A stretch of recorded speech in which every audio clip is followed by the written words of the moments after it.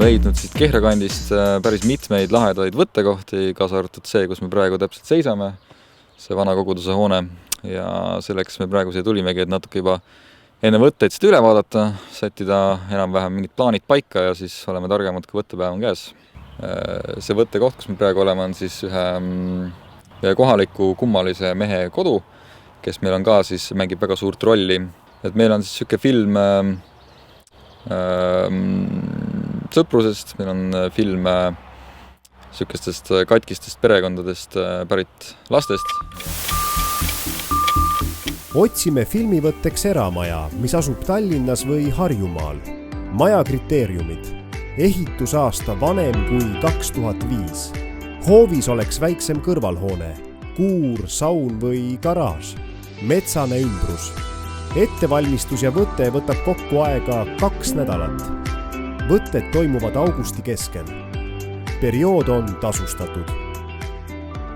Kontakt andreauibo@gmail.com.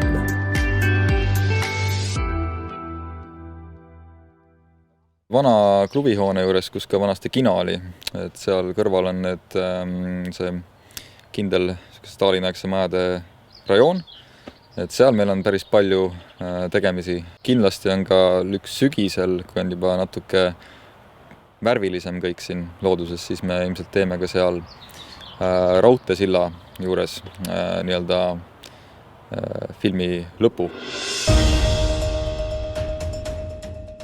Käinud Balti Filmi Meediakoolis, saanud sealt nii-öelda siis filmihariduse.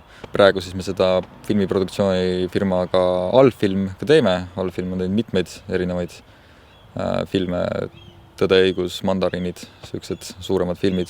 Lisaks lühifilmidele ma olen ka töötanud siis režissööri esimese assistendina erinevate projektide peal, näiteks sama Tõde, õigus, mängufilm Kalev, Tume paradiis, Triin Ruumeti film, mis tuleb kohe lähiajal välja ja siis natuke ka seal, kui see Christopher Nolan käis siin seda Tenetit tegemas, siis seal ka natukene töötasin peale.